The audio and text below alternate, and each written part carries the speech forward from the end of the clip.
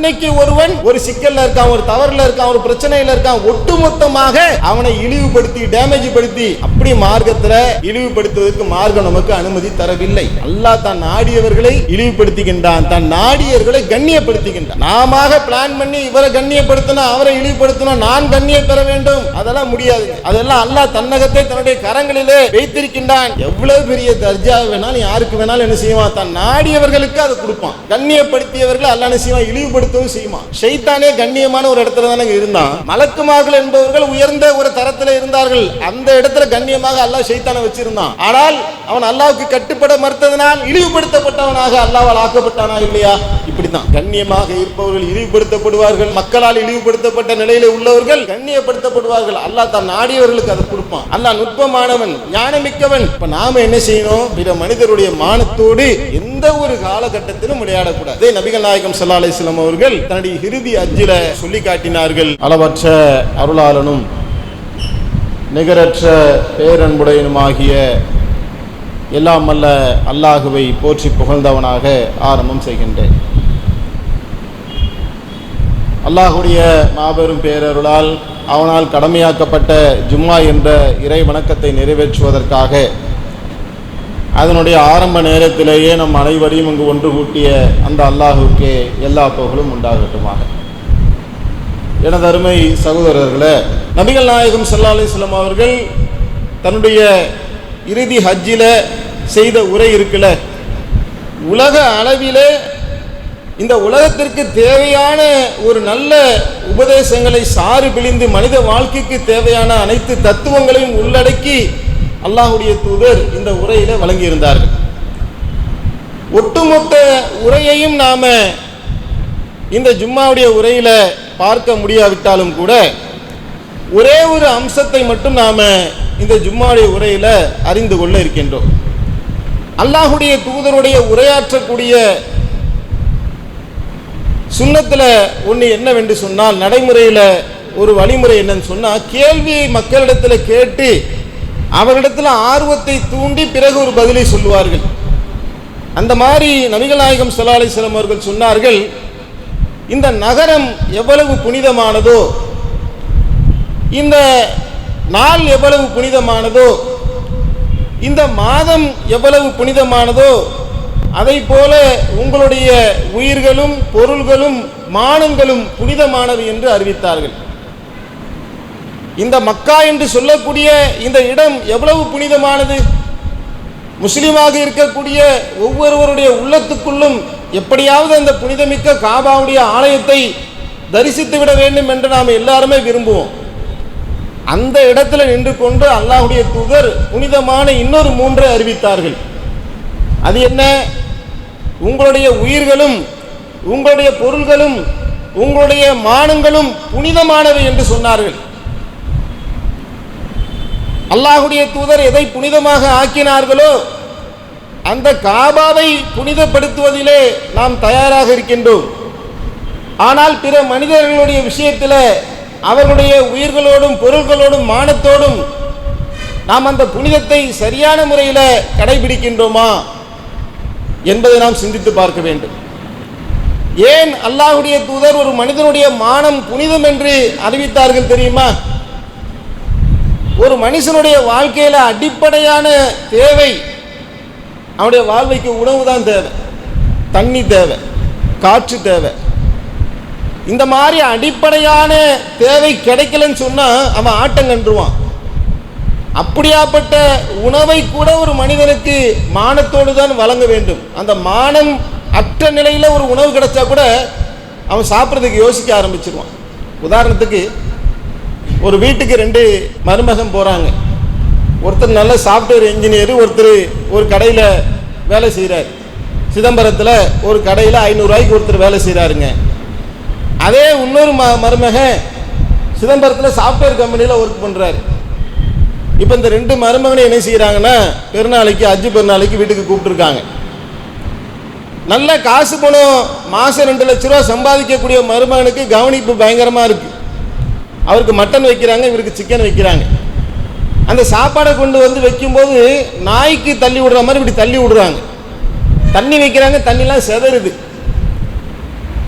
இந்த மாமியார் வீட்டுக்கு போக வேண்டும் என்பதற்காக மனைவியை அழைத்து கொண்டு காலையில் கூட கஞ்சியை குடிச்சிட்டு என மனைவி சொல்றாங்க, அங்கே விருந்தில் போய் நல்லா சாப்பிடலாங்க, திருப்தியா வயிற்றை கொஞ்சம் காலி பண்ணி வைங்க, அங்கே வந்து இது வேணாம் அது வேணாம் திங்காமல் வந்துடுவீங்க என்று மனைவி சொல்றாங்க. சரி, இவர் என்ன செய்கிறாரு, கஞ்சியை குடிச்சிட்டு கடும் பசியோடு இருக்கிறார். அந்த வீட்டுக்குள்ள நுழைகிறார். சாப்பாடு இந்த முறையில் வைக்கப்பட்டால் அங்கே அவர் சாப்பிடுவாரா? எந்திரடி முதலன்னு கிளம்பிடுவார். என்னதான் ஒரு கூலி தொழிலாளியாக இருந்தாலும் கூட மானம் என்கிறது அப்படிங்கிறது எனக்கு ரொம்ப முக்கியம். இப்படி மனுஷன் நினைக்கிறானா இல்லையா? பசிக்குது தான், கண்ணை கெட்டது தான், ஆனால் நான் ஒரு ஏழை என்பதற்காக என்னை அவமானப்படுத்தி விட்டார்கள், அசிங்கப்படுத்தி விட்டார்கள், இந்த இடத்துல நான் இருக்க மாட்டேன், ஒன்று நீ என் கூட வா, நான் உன்னை விட்டுட்டாவது நான் போயிடுறேன்னு சொல்லி அந்த வீட்டை விட்டு கிளம்பி போயிடுவார். பசிக்கு முக்கியத்துவம் தரக்கூடிய ஒரு மனிதன் பசிக்கு மேலாக இங்கே எதற்கு முக்கியத்துவம் தரான்? மானத்துக்கு மதிப்புக்கு முக்கியத்துவம் தருகின்ற காரணத்தினால் மானம் போய்விடும் என்று சொன்னால் சிலர் உயிரையே மாய்த்துக் கொள்கின்றார்கள். அது சரியில்லை. ஆனால் உயிருக்கு மேலாக மானத்தை ஒரு மனிதன் வந்து மதிக்கின்றான் என்று சொன்னால் அப்படியாப்பட்ட அந்த மனிதனுடைய மானத்திலே நாம் விளையாடிவிடக் கூடாது என்பதிலே நபிகள் நாயகம் ஸல்லல்லாஹு அலைஹி வஸல்லம் அவர்கள் அந்த மானத்தை நாம் புனிதமானதாக இஸ்லாமிய மார்க்கம் ஆக்கியிருக்கின்றது. அந்த மானத்தை மதித்து நடக்க வேண்டும் என்று நமக்கு வழிகாட்டுதலை அல்லாஹ்வுடைய தூதர் தந்திருக்கின்றார்கள். அல்லாஹ்வுடைய தூதருடைய காலகட்டத்தில் நடந்த பல்வேறு சம்பவங்களை நாம் எடுத்து பார்த்தோம் என்று சொன்னால் எப்படியெல்லாம் அந்த மனித மானங்களை நாம் மதித்து நடக்க வேண்டும் என்பதற்குண்டான வழிகாட்டுதலை அல்லாஹ்வுடைய தூதருடைய வாழ்க்கையிலிருந்து நாம் பெறலாம். அதே ஹஜ்ஜில் அல்லாஹ்வுடைய தூதர் வந்து சொன்னார்கள், உங்களிடத்தில் நான் ஒரு அமானிதத்தை விட்டு செல்கின்றேன், அதை நீங்கள் பேணி பாதுகாத்துக் கொள்ளுங்கள் என்று சொன்னார்கள். அவர்கள் தான் உங்களுடைய மனைவிமார்கள். நாம கெட்டிருக்க பொண்டாட்டி, இங்கே திருமணமானவர்கள் நாம் இருப்போம். நம்முடைய மனைவி என்று சொன்னாலே பலருக்கு மைண்ட் செட் எப்படி இருக்குன்னா, வெளியில நிறைய மார்க்கத்தை பேசுவார். பல்வேறு விதங்களில பலஸ்தீன்ல என்ன கொடுமை நடக்கின்றது தெரியுமா? அங்கே குஜராத்தில் எப்படி முஸ்லீம்கள் அடக்குமுறை செய்யப்படுகின்றார்கள், யூபியில் எப்படி வீடுகள் இடுக்கப்படுகின்றது, உலகத்தில் இருக்கக்கூடிய முஸ்லீமை பற்றிலாம் கவலைப்படுவார். வீட்டில் இருக்க பொண்டாட்டியை அடிமை மாதிரி நடத்துவார். வேலைக்காரி மாதிரி கசக்கி புளிவார். நில்லுனா நிற்கணும், உட்காருனா உட்கார வேண்டும், நான் கிழிச்ச கோட்டை தாண்டக்கூடாது என்று மனைவி ஏதோ தனக்கு கொடுக்கப்பட்ட அடிமையாக சில நேரங்களில் சில முஸ்லீம்கள் கருதுவதை நாம் பார்க்கிறோம். ஆனால் அல்லாஹ்வுடைய தூதர் சொல்றாங்க, உங்களுடைய மனைவிமார்கள் உங்களிடத்திலே ஒப்படைக்கப்பட்ட அமானிதம், அவர்களை பேணி பாதுகாத்துக் கொள்ளுங்கள் என்று சொன்ன அதே அல்லாஹ்வுடைய தூதர், உங்களிலே சிறந்தவர் உங்களுடைய மனைவிடத்திலே சிறந்தவர், என்னை பற்றி நீங்க அவரிடத்தில் கேட்டு பாருங்க, என் மனைவிடத்தில் கேட்டுக்கொள்ளுங்கள் என்று அறிவித்தார்கள். பாருங்க, உங்களிடத்தில் ஒருவர் சிறந்தவராக இருக்க வேண்டும் என்று சொன்னால் ஒரு மனைவியிடத்தில் ஒரு சர்டிபிகேட் வாங்கணும்ல. இன்னைக்கு நம்மளை பற்றி நம்முடைய மனைவிமார்கள் சர்டிபிகேட் கொடுப்பாங்களா? கொடுத்தால் அல்ஹம்துலில்லாஹ். சில வீடுகளில் பார்க்கணும், கணவன் மனைவியுமாக வெளியே போவாங்க, ஒரு குறைவு ஏற்பட்டுரும், 10 பேருக்கு முன்னாடி வச்சுக்கிட்டு அந்த மனைவியை சத்தம் போடுவார். தன்னுடைய ஆண்மையை நிரூபிப்பதற்கு அவர் நாடுவார். பாருங்க, என் பொண்டாட்டி எப்படி அடக்கி வச்சிருங்க என்று கத்துவார், திட்டுவார், அசிங்கமாக பேசுவார், அவதூறாக பேசுவார். அந்த அம்மா அப்படியே பதறும், ஏங்க சத்தம் போடாதீங்க, சுத்தி இருக்கிறவங்களாம் பார்க்குறாங்க, எனக்கு அசிங்கமா இருக்கு, கண்ணீர் வடிப்பாங்க. என்னடி உனக்கு பெரிய மானம், உங்க அப்பனே அப்படிதான், உங்க அம்மாவே அப்படிதான், உன் பரம்பரையை பற்றி தெரியாதா என்று பொது இடத்திலே வைத்து கொண்டு மனைவியை அடிப்பார்கள், திட்டுவார்கள், அவமானப்படுத்துவார்கள்.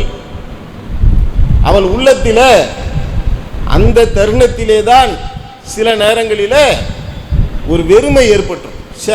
இவன் மனுஷனே கிடையாது, இவனிடத்தில் அன்பு கருணையெல்லாம் நம்ம எதிர்பார்க்கவே கூடாது என்று அவர்கள் வெறுத்து ஒதுக்கக்கூடிய ஒரு தருணங்கள் சில நேரங்களில் இப்படி அமைந்து விடுவதை நாம் வந்து பார்க்கிறோம். நபிகள் நாயகம் ஸல்லல்லாஹு அலைஹி வஸல்லம் அவர்கள் தன்னுடைய வாழ்க்கையில் எப்படி நடந்து கொண்டார்கள்? ஒரு சமயம் அல்லாஹ்வுடைய தூதர் அன்னை ஆயிஷா ரலியல்லாஹு தஆலா அவருடைய வீட்டில் இருக்கிறாங்க. அப்ப வேறொரு மனைவிடத்திலிருந்து உணவு கொடுத்து விடப்படுது. ஆயிஷா ரலியல்லாஹு அவர்களுக்கு என்னன்னா, என் வீட்டில் கணவர் இருக்கிறாங்க, நான் தானே உணவு கொடுக்கணும், நீயே உணவு கொடுத்து விடுற என்கின்ற கோபத்தில் ஒரு பணியாளர் கொண்டு வந்த அந்த உணவு தட்டை தள்ளி விடுறாங்க. அது கீழே விழுந்து உடையுது. இந்த சம்பவத்தை நல்லா கவனமாக பாருங்க. அங்கே யார் யாரெல்லாம் இருக்கிறாங்க? அல்லாஹ்வுடைய தூதர் இருக்கிறாங்க, பணியாளர் இருக்கிறார், ரசூலுல்லாஹ்வுடைய மனைவி என்ன செய்கிறாங்க? மூமின்களின் தாயாகிய அன்னை ஆயிஷா ரலியல்லாஹு அவர்கள் பணியாளருக்கு முன்பாக தட்டை தட்டி விட்டு உடைக்கிறாங்க. யாருக்கு முன்னால் இந்த செயல் நடைபெறுகின்றது? ஒரு பணியாளருக்கு முன்னாடி நடக்குது. இந்த செயல் நம்முடைய வீட்டில் நடந்தால் நம்முடைய நிலைமை எப்படி இருக்கும்? 3 வேலையைத்தான் நம்ம பெரும்பாலும் செய்வோம். பெரும் கோபக்காரனாக இருந்தால் எட்டிக்கிட்டு ஒரு அடி அடிப்போம். மூஞ்சில தட்டு உடையிறதுக்கு முன்னாடி மண்டை உடைஞ்சிடும். அங்கே இருக்க கரண்டியை தூக்கி என்ன செய்வான்? மண்டையில் அடிப்பான். கடுமையான கோபக்காரனாக இருந்தால்.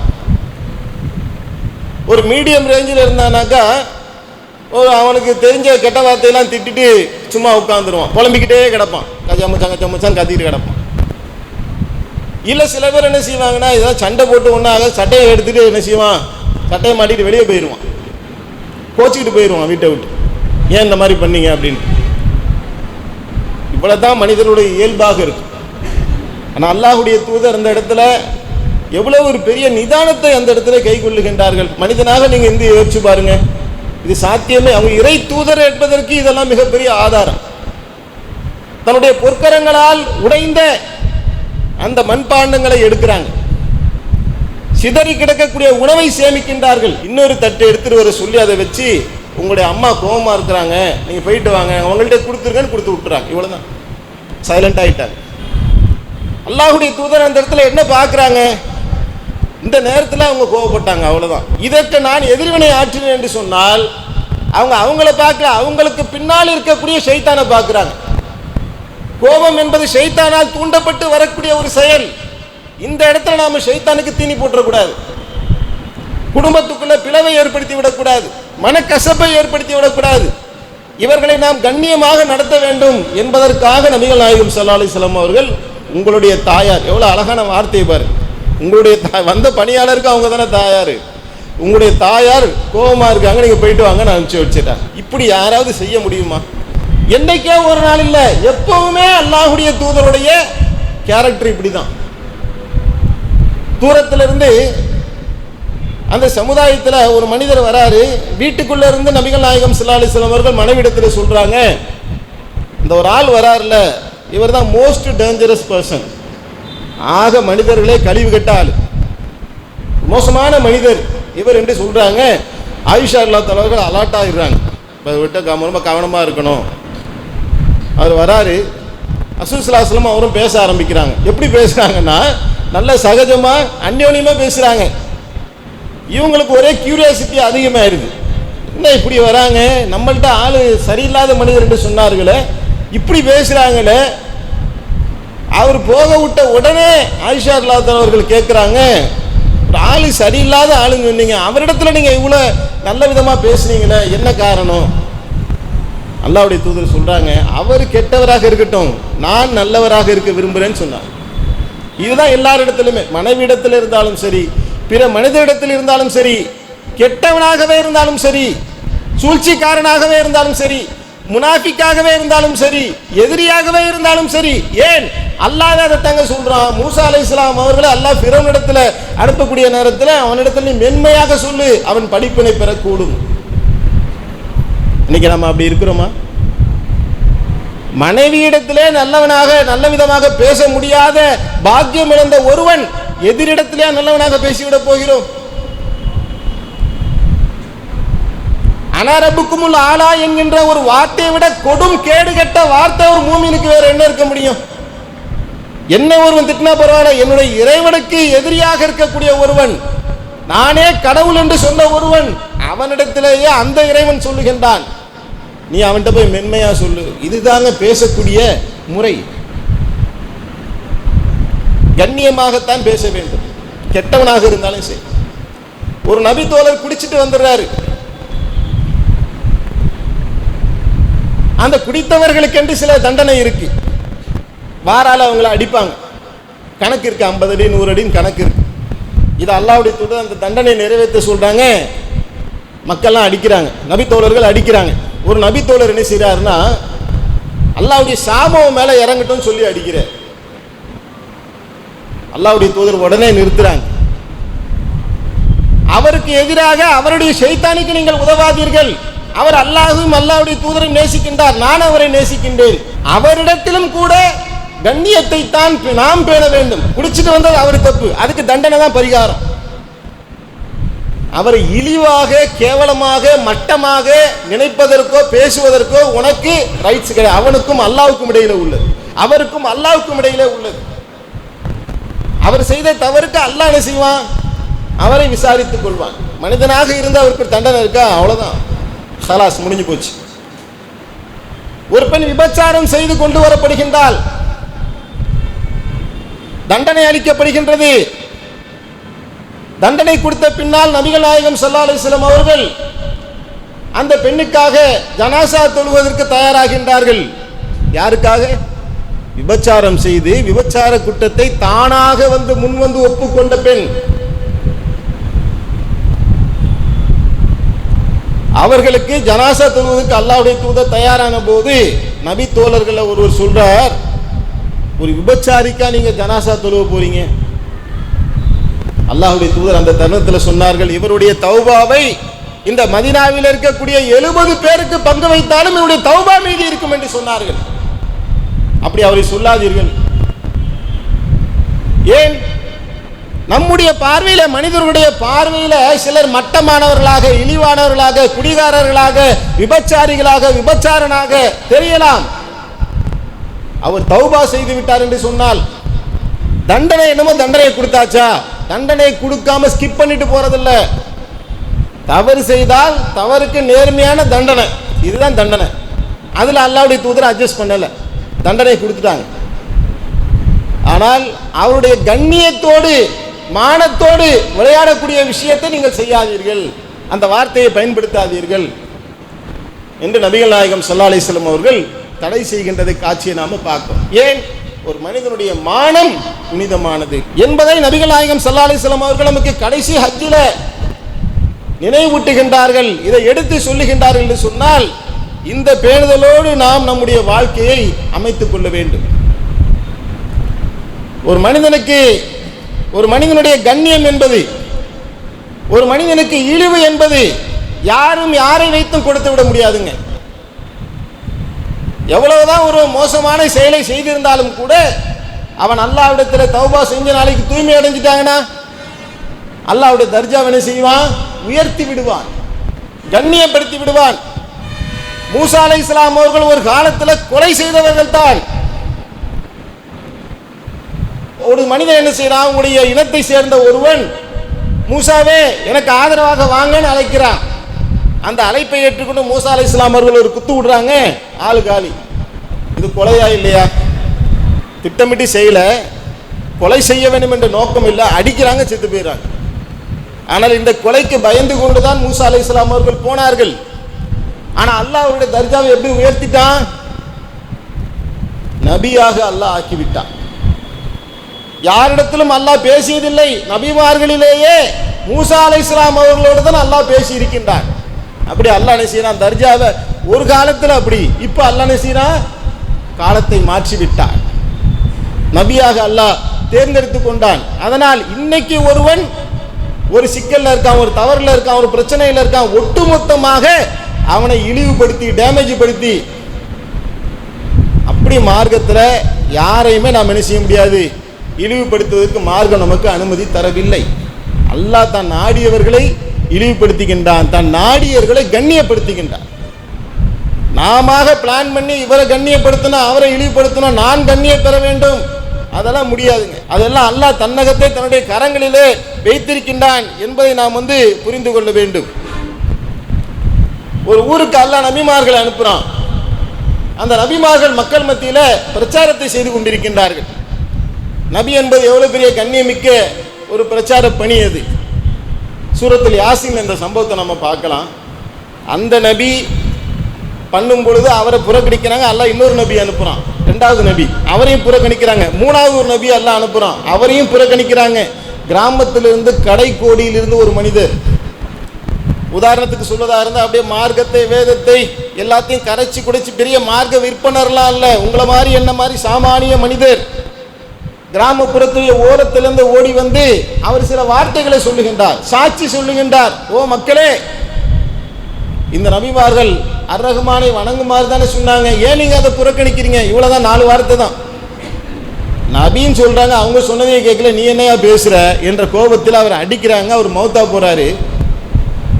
அல்லாஹ் அவர் என்ன செய்யறான், அவருடைய கண்ணியத்தை எப்படி அல்லாஹ் உயர்த்தியிருக்கான் பாருங்க.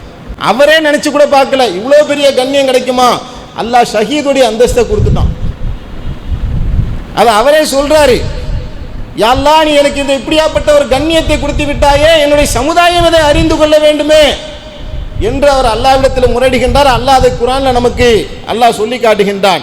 என்று சொன்னால் அவ பாருங்க, மார்க்கத்தை சொல்ல வந்த நபிமார்களே சொர்க்கத்துக்கு போல ஒன்று நிற்கிறாங்க, ஸ்டில் அந்த இடத்துல பிரச்சார களத்தில் நிற்கிறாங்க. அந்த நேரத்தை யோசிச்சு பாருங்க, சாட்சி சொல்ல வந்தவரை அல்லாஹ் ஷஹீதுடைய அந்தஸ்துல ஆக்கிட்டான். அல்லாஹ் நாடினால் எவ்வளவு பெரிய தர்ஜா வேணாலும் யாருக்கு வேணாலும் என்ன செய்வான், தான் நாடியவர்களுக்கு அதை கொடுப்பான். அப்ப நம்ம யாரையுமே என்ன செய்ய முடியாது. கண்ணியப்படுத்தியவர்களை அல்லாஹ் என்ன செய்வான், இழிவுபடுத்தவும் செய்வான். ஷைத்தானே கண்ணியமான ஒரு இடத்துல தானே இருந்தான். மலக்குமார்களோடு தான் என்ன செஞ்சான், மலக்குமார்களை சைதா செய்ய சொல்லும் பொழுது அங்க ஷைத்தான் எப்படி இருந்தான். மலக்குமார்கள் என்பவர்கள் உயர்ந்த ஒரு தரத்தில் இருந்தார்கள். அந்த இடத்துல கண்ணியமாக அல்லாஹ் ஷைத்தானை வச்சிருந்தான். ஆனால் அவன் அல்லாஹ்வுக்கு கட்டுப்பட மறுத்ததனால் இழிவுபடுத்தப்பட்டவனாக அல்லாஹ்வால் ஆக்கப்பட்டானா இல்லையா? இப்படித்தான் கண்ணியமாக இருப்பவர்கள் இழிவுபடுத்தப்படுவார்கள். இழிவுபடுத்தப்பட்ட நிலையில, மக்களால் இழிவுபடுத்தப்பட்ட நிலையில உள்ளவர்கள் கண்ணியப்படுத்தப்படுவார்கள். அல்லாஹ் தான் நாடியவர்களுக்கு அதை கொடுப்பான். காரண காரியத்தை அல்லாஹ்வுக்கு தெரியும். அல்லாஹ் நுட்பமானவன், ஞானமிக்கவன். அப்ப நாம என்ன செய்யணும், பிற மனிதருடைய மானத்தோடு எந்த ஒரு காலகட்டத்திலும் விளையாடக்கூடாது. தவறு என்று சொன்னால் அந்த தவறுக்குரிய தண்டனைகளைத்தான் நாம் பதிவு செய்ய வேண்டும். இதை நபிகள் நாயகம் ஸல்லல்லாஹு அலைஹி வஸல்லம் அவர்கள் தன்னுடைய இறுதி ஹஜ்ஜில் இதை முக்கியமாக நமக்கு சொல்லி காட்டினார்கள். இந்த உபதேசங்களை நம்முடைய வாழ்க்கையில கடைபிடித்து அல்லாஹ்வுக்கு அஞ்சி வாழக்கூடிய நன்மக்களாக அல்லாஹ் நம் அனைவரையும் ஆக்கி அருள் புரிவானாக. வாஹிருதுவானா அல்ஹம்துலில்லாஹி ரப்பில் ஆலமீன். அல்லாஹு அக்பர், அல்லாஹு அக்பர்.